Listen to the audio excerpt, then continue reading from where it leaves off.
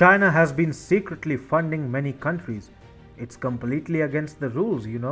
No country is allowed to simply hand out undisclosed amount of loans to already debt-ridden countries who happen to owe the world a lot.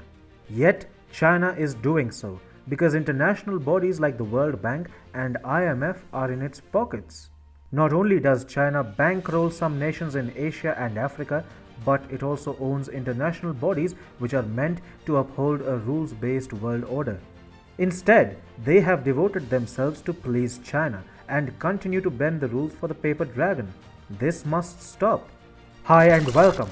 This is TFI Global, the foreign affairs and geopolitical analysis arm of the TFI Media Group. I am your host Sanbir Ranhotra, and in this video, I will tell you how a think tank in the US has exposed China's $385 billion unaccounted debts to different nations. Let's begin.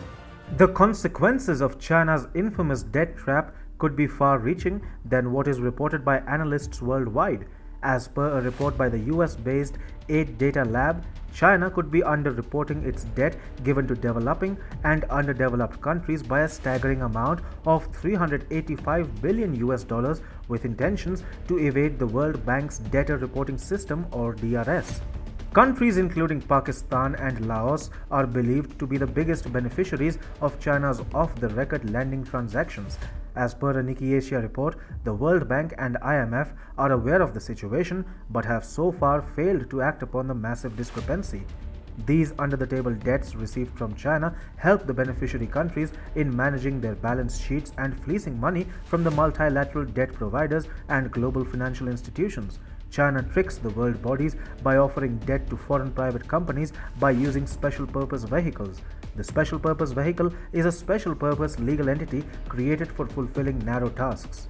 The debt tendered through these shady SPVs is highly costly. For instance, between the year 2000 and 2017, China made total commitments worth $34.3 billion towards financing infrastructure in Pakistan under the banner of the Belt and Road Initiative or BRI, out of which at least $27.8 billion was lent under commercial-like loans with limited concessions. Organizations like Economic Cooperation and Development's Development Assistance Committee charge a mere 1.1% interest rate on loans offered by them to developing countries. On the contrary, the debt offered by China to Pakistan carries an average interest rate of 3.76%. Loans offered by OECD countries like Germany, Japan or France are way more generous than those offered by Beijing to Islamabad. The high lending rate scarcely dissuades countries from approaching China for more loans. Bradley C. Parks, executive director of AidData, was quoted as saying by Nikkei Asia, "Borrowing via special purpose vehicles and joint ventures under off-balance sheet agreements provides a way for a low-income or middle-income government to facilitate the implementation of large public infrastructure projects without going red in terms of debt limits."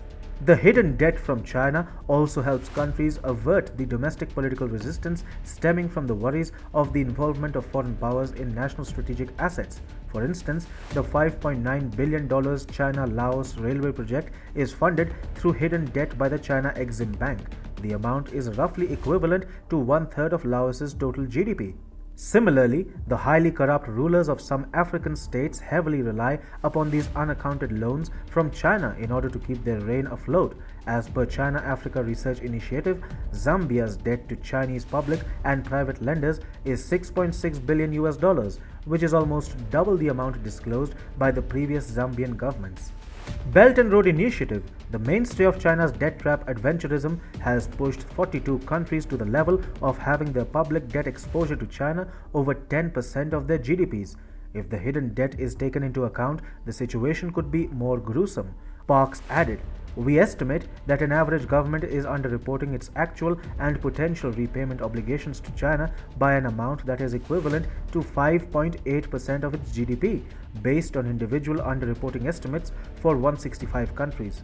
The mind-boggling figures have hardly persuaded the world bodies to rein in their generosity towards China and the beneficiary nations. The IMF had agreed to provide 2.77 billion US dollars as unconditional funds to Pakistan this August after the Imran Khan administration promised to address some concerns revolving around a youth loan scheme.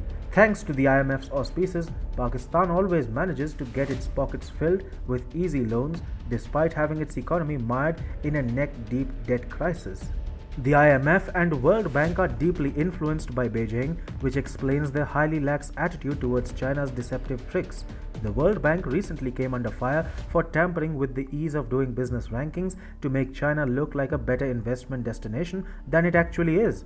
The IMF's current chief, Kristalina Georgieva, was accused of tampering with the rankings in favor of Beijing, who was heading the World Bank in 2017.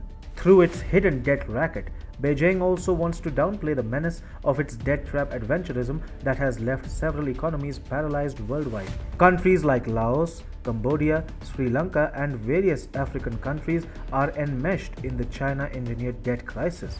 The victim countries often end up leasing out their strategic assets to the Chinese conglomerates, giving Chinese immense sway over the country's political and economic landscape. The World Bank and other concerned international institutions must wake up from slumber to investigate China's ill doings. The world must realize the true potential of China's BRI and other multilateral projects.